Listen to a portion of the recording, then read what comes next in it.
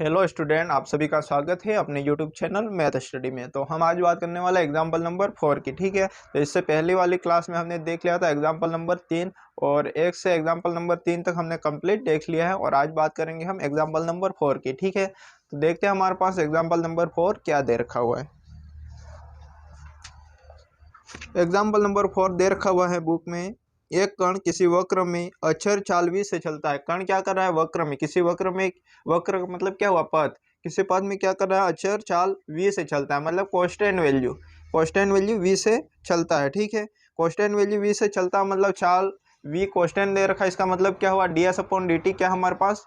v है, जो क्या है हमारे पास? कांस्टेंट है। यहाँ तक बात क्लियर है। और इसने क्या दे रखा है? यदि s बराबर 0 और साई बराबर 0 4 किसी बिंदु पर उसका त्वरण, जहाँ s बराबर 0 और साई बराबर क्या है? 0, किसी बिंदु पर उसका त्वरण क्या दे रखा हमको? v² c/s² प्लस c² हो तो सिद्ध कीजिए कि वक्र एक कैटेनरी होगा। क्या बोला है? जो कण गति कर रहा है उसका पथ कैसा होना चाहिए? उसका वक्र कैसा होना चाहिए? एक कैटेनरी होना चाहिए। ये हमको प्रूव करना है। ठीक है, तो सबसे पहले बता दो, यहाँ त्वरण की बात हुई है तो त्वरण यहाँ पर ऐसा नहीं दे रखा है स्पर्श रेखीय त्वरण ही, या फिर इसने ऐसा नहीं बोला है कि अभिलंबिक त्वरण। ठीक है, मतलब क्या हुआ? ये क्या हमारे पास क्या दे रखा हुआ है? परिणामी त्वरण दे रखा हुआ है। ठीक है, और परिणामी त्वरण क्या होता है आप सब जानते हो कि स्पर्श रेखीय त्वरण का स्क्वायर प्लस अभिलंबिक त्वरण का स्क्वायर और इसका वर्गमूल। ठीक है, तो हम इसको शुरू करते हैं। एग्जाम्पल नंबर 4 की बात कर रहे हैं। ठीक है, हम किसकी? 4 की। तो क्या दे रखा? सबसे पहले जो दे रखा उसकी बात कर लेते हैं हम। हमको एक तो ये दे रखा है कि ds/dt इजिकल टू v क्या हमारे पास? कांस्टेंट है। ठीक है, उसने दे रखा है हमारे पास अक्षर चाल। ठीक है, अक्षर चाल का मतलब क्या हुआ? v कांस्टेंट है हमारे पास। इक्वेशन फर्स्ट नाम ले लो। और इसने दे रखा है s बराबर 0 जब साई बराबर 0। साई बराबर 0 तो s भी कितना होगा? 0। ये इसने हमको दे रखा है। ठीक है, और इसने दे रखा है किसी बिंदु पर त्वरण इसने दे रखा। त्वरण मतलब सिर्फ त्वरण नहीं, ये परिणामी त्वरण है। ठीक है, परिणामी त्वरण हमको दे रखा है इसने।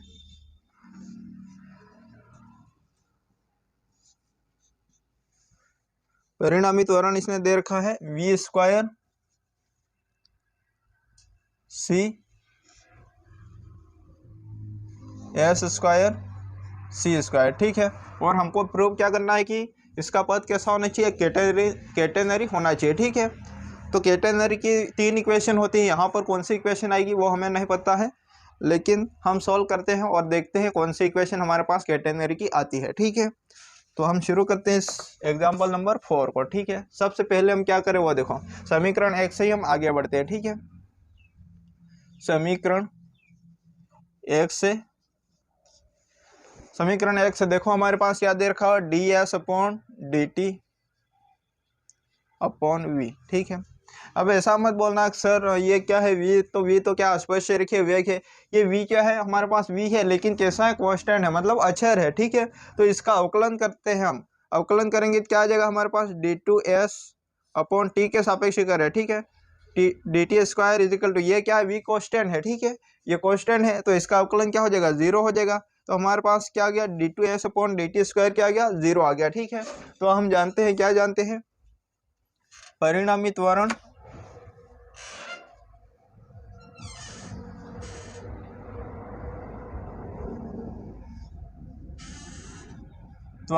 क्या होता है हमारे पास? d2s/dt का होल स्क्वायर। ठीक है, प्लस क्या होता है आप सब जानते हो हमारे पास फिर क्या है? v²/ρ का होल स्क्वायर। आप सब जानते हो। यहाँ पर देखो ये क्या हमारा अभिलंबिक त्वरण है, ये क्या है? स्पर्श रेखीय त्वरण। तो परिणामी त्वरण हमारे पास क्या है? इसने दे रखा परिणामी त्वरण हमारे पास क्या दे रखा? v² c/s² plus c²। यहाँ तक बात क्लियर है। इसकी वैल्यू क्या आ गई हमारे पास? 0 है, तो 0 का कोई मतलब है नहीं।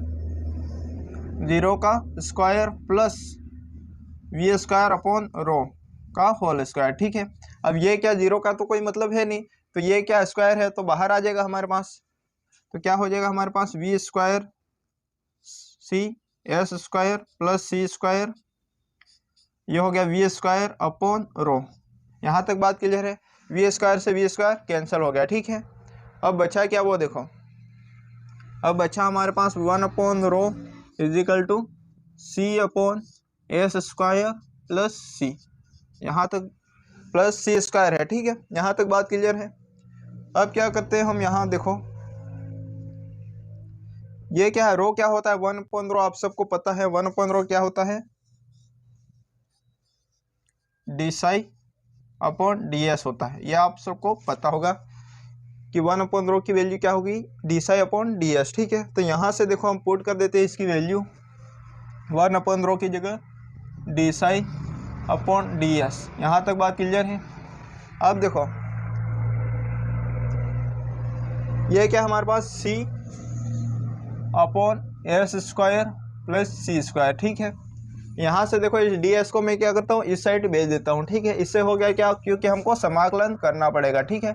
D psi is equal to C upon S square plus C square, ठीक है। तो यहाँ देखो ये हमारे पास आ जाएगा डी एस, इधर आ गया, समाकलन कर लो,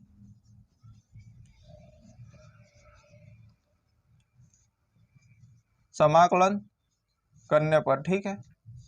समाकलन करेंगे क्या हो जाएगा वो देखो, डी साई का समाकलन, सी क्या है हमारे पास कांस्टेंट वैल्यू है, तो यहाँ से देखो सी तो बाहर रहेगा 1 अपॉन एस स्क्वायर प्लस सी स्क्वायर, ठीक है। और इसका समाकलन, यहाँ इसका समाकलन क्या होता है 1 अपॉन एस स्क्वायर प्लस सी स्क्वायर, ये किस फॉर्म में है 1 अपॉन एक्स स्क्वायर प्लस ए स्क्वायर की फॉर्म में है। तो आप सब जानते हो इसका समाकलन होता है 1 अपॉन ए टेन इनवर्स एक्स अपॉन ए, ठीक है। तो यहाँ हम समाकलन करते हैं इसका, तो ये तो हो गया हमारा साई, इधर होगा सी, और 1 अपॉन ए की जगह यहाँ पर क्या है सी है, तो यहाँ पर आ जाएगा हमारा सी 1 अपॉन सी टेन इनवर्स एस अपॉन सी, और एनी कांस्टेंट में मान लेता हूँ ए, ठीक है। इसको इक्वेशन नाम दे दो, ये एक थी हमारे पास, इसको इक्वेशन 2 नाम दे दो, ठीक है।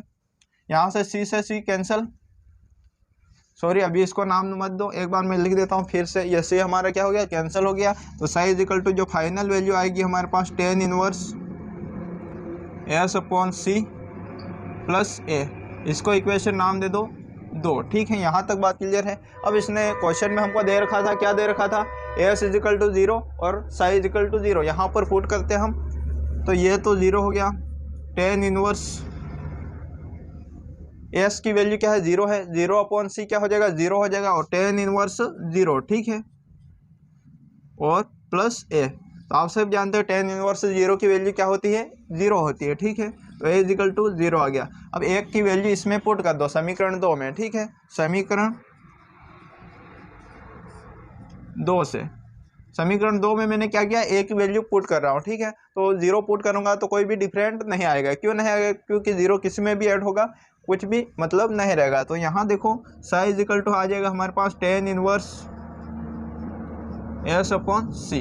यहाँ से देखो इस टेन इनवर्स को मैं क्या करता हूँ इस साइड लाता हूँ, ठीक है। तो यहाँ से क्या हो जाएगा s upon c is equal to, ये इनवर्स है इधर जाएगा क्या हो जाएगा टेन साई हो जाएगा, टेन साई में परिवर्तित हो गया। अब यहाँ देखो एस इजिकल टू क्या आ गया हमारे पास सी टेन साई, यह साई है, ठीक है। क्या साई है थोड़ा, यह साई, ठीक है। यही हमको प्रूव करना था, ये क्या है कैटेनरी की समीकरण है, ठीक है। तो हमें यही प्रूव करना था, इसका पद कैसा होना चाहिए एक कैटेनरी होना चाहिए, जो हमने प्रूव कर दिया, ठीक है। तो ये हमारा एग्जाम्पल नंबर कौन सा था 4 था। अब बात कर लेते हैं हम एग्जाम्पल नंबर 5 की। तो इसको मैं रिमूव करता हूँ और फिर हम आगे बढ़ते हैं, ठीक है। ठीक है, तो एग्जाम्पल नंबर 5 क्या दे रखा हुआ देखते हैं।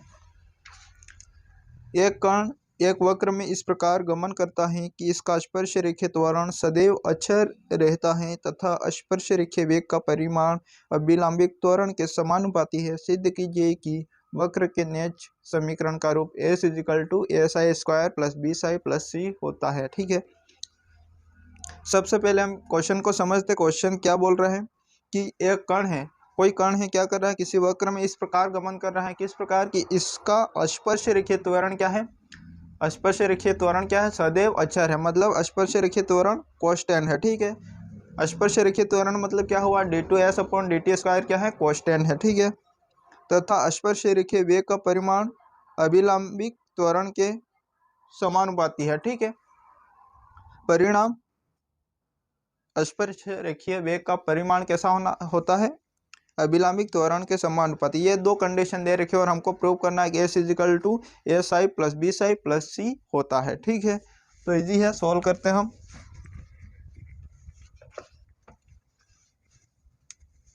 एग्जाम्पल नंबर 5 की हम बात कर रहे हैं, ठीक है। 5 देखो हमारे पास इसमें दे रखा है, वो लिख लेते हैं सबसे पहले। इसने दे रखा है dv upon dt is equal to constant, तो मैं कांस्टेंट के मान लेता हूँ, ठीक है। कोई भी कांस्टेंट आप अपनी इच्छा के अनुसार मान सकते हो, ठीक है। कांस्टेंट मैंने के मान लिया, ठीक है। इक्वेशन फर्स्ट हो गई। और इसने क्या बोला है कि स्पर्श रेखीय वेग का परिमाण अभिलंबिक त्वरण के समानुपाती होता है, ठीक है। तो स्पर्श रेखीय वेग क्या होता है, आप सब जानते हो, ds अपॉन dt होता है। ये किसके समानुपाती हमको दे रखा है, अभिलंबिक त्वरण। अभिलंबिक त्वरण का मतलब क्या हुआ, v स्क्वायर अपॉन रो। यहाँ तक बात क्लियर है, ये हमको दे रखा है। और प्रूव क्या करना है वो यहाँ पर मैं लिख रहा हूँ,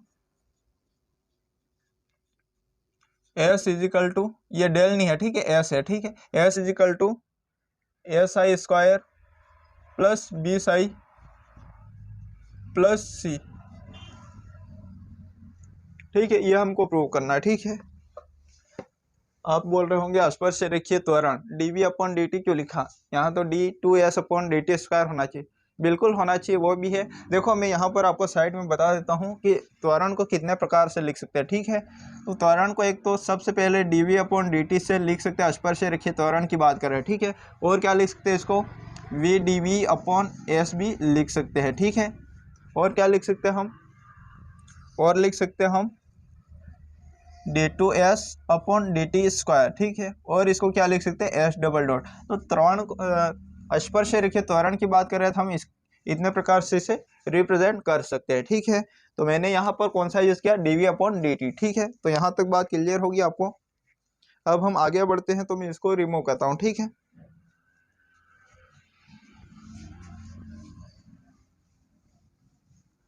देखो समीकरण 1 से ही हम आगे बढ़ते हैं, ठीक है। समीकरण 1 से इसको दो नाम दे दो, ठीक है। समीकरण 1 से देखो समीकरण 1 क्या है हमारे पास, dv upon dt is equal to k है। मैं इसका इधर गुणा कर देता हूँ, dt को इधर ले जाऊंगा क्या हो जाएगा, गुणा ही तो होगा हमारे पास। तो dv अपॉन हट जाएगा, ठीक है। dv इजिकल टू क्या आ जाएगा, के dt, ठीक है। अब क्या करेंगे हम, समाकलन कर लेंगे। क्या करेंगे अब, समाकलन करेंगे, ठीक है। तो यहाँ मैं लिख रहा हूँ समाकलन करने पर, ठीक है। समाकलन करेंगे क्या हो जाएगा, dv का समाकलन, के कांस्टेंट है बाहर रहेगा, dt का समाकलन। अब आप सब जानते हो dv का समाकलन क्या होता है, v आएगा, और dt का समाकलन t आएगा। यहाँ तक बात क्लियर है। तो v इजिकल टू हमारे पास आ जाएगा के, बात क्लियर है, के, और यहाँ पर dt का t प्लस एनी कांस्टेंट कोई भी आएगा हमारे पास, एनी कांस्टेंट मैं ले लेता हूँ, डी ले लेता हूँ, ठीक है। आप अपनी इच्छा के अनुसार कांस्टेंट को कुछ भी ले सकते हो, ठीक है। इसमें कोई भी प्रॉब्लम आपको नहीं होगी, ठीक है। तो v is equal to k t plus D, D क्या हमारा कोई कांस्टेंट है, ठीक है। यहाँ तक बात क्लियर है। अब v को मैं क्या लिख सकता हूँ, आप सबको पता है v को मैं क्या लिख सकता हूँ, ds अपॉन dt लिख सकता हूँ, ठीक है। तो मैं v की जगह किससे रिप्लेस कर रहा हूँ, v को किससे रिप्लेस कर रहा हूँ, ds अपॉन dt से, ठीक है। तो यहाँ देखो ds upon dt is equal to k t plus d आ गया, ठीक है। अब यहाँ देखो इसको मैं ऊपर कर रहा हूँ, ठीक है। यहाँ अब यहाँ देखो dt का मैं क्या कर रहा हूँ, इधर भेज रहा हूँ, तो क्या हो जाएगा, गुणा हो जाएगा, ठीक है। तो ds इजिकल टू क्या आ जाएगा हमारे पास, के टी प्लस डी का, देखो ये क्या dt इधर गया तो dt इसमें गुणा हो जाएगा, ठीक है। यहाँ तक बात क्लियर है। अब देखो अब क्या करेंगे हम, समाकलन करेंगे फिर से, समाकलन करने पर, ठीक है। समाकलन करेंगे क्या हो जाएगा वो देखो, ds का समाकलन और के टी प्लस डी और इनका पूरे का समाकलन, ठीक है। अब आप सब जानते हो ds का समाकलन s होगा, ds का समाकलन s होगा। यहाँ देखो ये प्लस में है तो अलग अलग करके समाकलन हम करेंगे। के टी डी टी का समाकलन क्या हो जाएगा, के तो हमारे पास कांस्टेंट है और टी का समाकलन आप सब जानते हो क्या होता है, टी स्क्वायर अपॉन 2, ठीक है, प्लस डी, ठीक है। तो यहाँ पर डी क्या है, कांस्टेंट है और डी टी का समाकलन टी हो जाएगा, ठीक है। तो ये हो जाएगा डी टी और एनी कांस्टेंट हम कुछ भी ले लेते हैं, एनी कांस्टेंट में ले लेता हूँ ई, ठीक है। यहाँ तक बात क्लियर है, एनी कांस्टेंट ई आ गया, ठीक है। अब देखो इसको इक्वेशन नाम दे दो, 3 नाम दे दो, ठीक है। इसको इक्वेशन 3 नाम दे दो। सॉरी हम इसको भी नाम दे देते हैं, इसकी ज़रूरत पड़ेगी तो इसको नाम दे देते हैं हम 3 और इसको नाम दे देते हैं हम 4, ठीक है। यहाँ तक क्लियर है। अब क्या करते हैं, अब इस समीकरण 2 से हम आगे बढ़ते हैं, ठीक है। समीकरण 2 से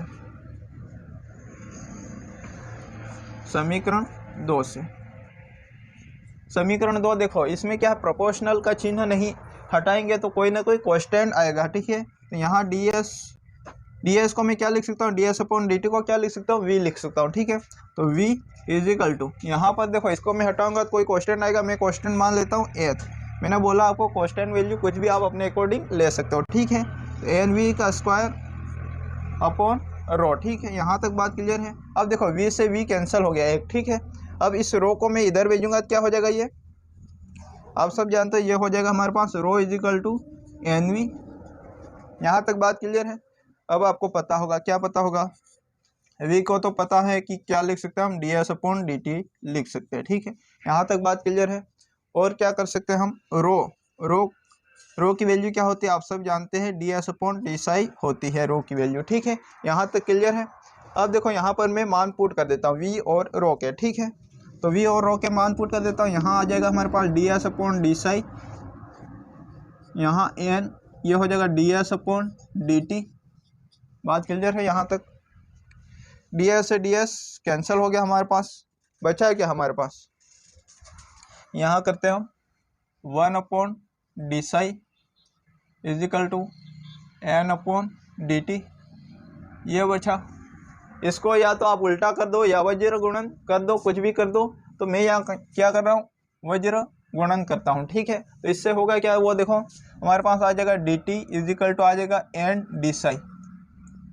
यहाँ तक बात क्लियर है। मैंने क्या किया, वज्र गुणन किया, ठीक है। अब क्या करते हैं हम, इसका समाकलन कर लो। समाकलन करने पर, समाकलन करेंगे क्या हो जाएगा, इसका dt का समाकलन और n तो कांस्टेंट है हमारे पास, बाहर आ जाएगा, और d साई का समाकलन। यहाँ तक क्लियर है। क्या करना हमको, समाकलन करना, ठीक है। तो dt का समाकलन क्या होता है, t होता है, और n क्या है, कांस्टेंट है, तो n तो बाहर एज इट इज हमारे पास रहेगा, ठीक है। अब d साई का समाकलन होता है साई, और एनी कांस्टेंट कोई भी आएगा हमारे पास, तो एनी कांस्टेंट में मान लेता हूँ, एनी कांस्टेंट में मान लेता हूँ स्मॉल b मान लेता हूँ, ठीक है। क्या मान लिया, स्मॉल b मान लिया, ठीक है। यहाँ तक बात क्लियर है। ये t की वैल्यू आ गई, ठीक है। अब t की वैल्यू को हम क्या करेंगे, इस समीकरण 4 में पुट कर देंगे, ठीक है। t की वैल्यू कहाँ पुट करेंगे, समीकरण 4 में हम पुट करेंगे। तो यहाँ मैं लिख देता हूँ आपको, समीकरण 4 में t का मान रखने पर, ठीक है। t का मान रखेंगे क्या हो जाएगा, वो देखो समीकरण 4 में हम t का मान रखते हैं, ठीक है। तो s इज इक्वल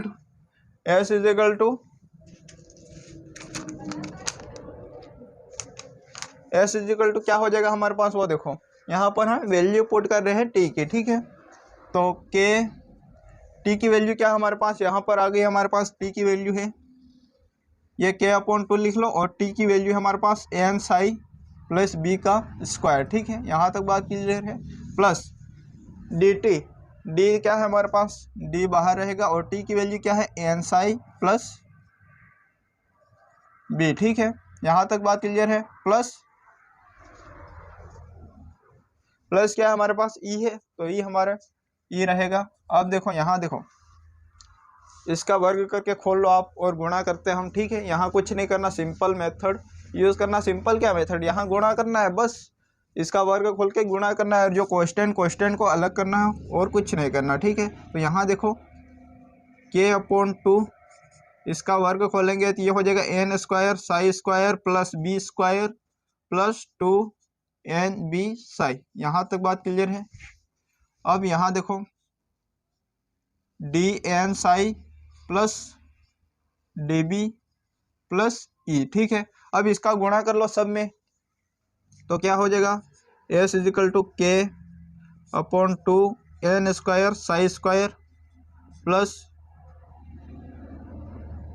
ये हो जाएगा बी स्क्वायर के अपॉन 2 प्लस यहाँ देखो इस 2 से ये 2 कैंसिल हो जाएगा, ठीक है। तो क्या रहेगा हमारे पास के एन बी साई, ठीक है, plus D N psi plus D B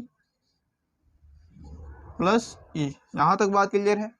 अब देखो हम क्या करते हैं, स्क्वायर स्क्वायर वाली वैल्यू को सबसे पहले लिखेंगे, फिर साई वाली वैल्यू को पहले लिखेंगे, उसके बाद कोस्टेन को, ठीक है। तो यहाँ देखो हमारे पास एस इजिकल टू ये क्या साई स्क्वायर है, तो यहाँ मैं इस टाइप से लिख रहा हूँ क्योंकि ये कोस्टेन वैल्यू को मैं कोष्टक में लिख रहा हूँ, ठीक है। के upon 2n square psi square. यहाँ तक बात क्लियर है। प्लस यहाँ बात करते हैं कोस्टेन वैल्यू, देखो ये भी सही है ये भी सही है, दोनों में सही है, तो साई कॉमन लेंगे, जो बचेगा वो क्या होगा ब्रैकेट में आ जाएगा, ठीक है हमारे पास। तो यहाँ देखो इन दोनों में मैं साई कॉमन ले रहा हूँ, क्या बचेगा हमारे पास ब्रैकेट में k n b plus D n, ठीक है, और साई। यहाँ तक बात क्लियर है। अब हमारे पास कोस्टेंट क्या है, ये वाली वैल्यू है। कोस्टेंट को एक साथ ले लो, बी स्क्वायर के upon 2 plus D B plus E. यहाँ तक बात क्लियर है। क्या किया हमने, कुछ नहीं किया, यहाँ सिर्फ गुणा किया, गुणा करके क्या किया साई स्क्वायर वाली वैल्यू को अलग कर लिया, कोस्टेंट वैल्यू को ब्रैकेट में क्लोज कर लिया, ठीक है। अब इससे क्या होगा वो देखो, मैं कोस्टेंट वैल्यू को नया कोस्टेंट मानूंगा, ठीक है। कोस्टेंट वैल्यू जहाँ भी है वहाँ मैं नया कोस्टेंट मान लूंगा, तो हमारे पास क्या आ जाएगा, ये वाली इक्वेशन आ जाएगी, ठीक है। तो यहाँ देखो मैं क्या कर रहा हूँ, यहाँ लिख रहा हूँ, ठीक है, के upon 2n square is equal to मैं नया क्वेश्चन मानता हूँ कैपिटल है, यहाँ मैं मान रहा हूँ इसकी जगह k n b plus D n की जगह मैं नया क्वेश्चन मान रहा हूँ, नया क्वेश्चन मान रहा हूँ बी मान लेता हूँ कैपिटल बी, ठीक है।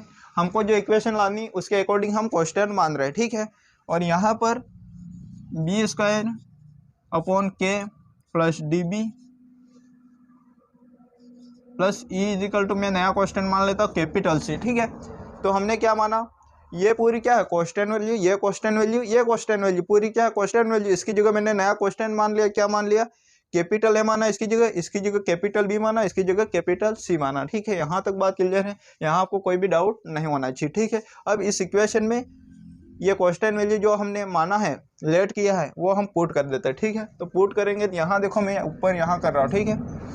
एस इजिकल टू हमारे पास क्या आ जाएगा, यहाँ आ जाएगा ए, इसकी जगह ए साई स्क्वायर प्लस इसकी जगह हमने क्या माना बी माना, तो प्लस बी और हमारे पास साई है बाहर, ठीक है। और इसकी जगह इस पूरे की जगह मैंने क्या माना, पूरी क्या क्वेश्चन वैल्यू, इसकी जगह मैंने सी माना, ठीक है। तो यहाँ आ गया सी। और यही हमको प्रूव करना था, क्या प्रूव करना था कि नया समीकरण कैसे होने चाहिए, S is equal to A psi square plus B psi plus C, ठीक है। यहाँ तक बात क्लियर है। तो ये हमारा प्रूव हो गया, ठीक है। और यही हमको प्रूव करना था, ठीक है। तो आज के लिए इतना, आगे का हम नेक्स्ट क्लास में देखेंगे। Thank you.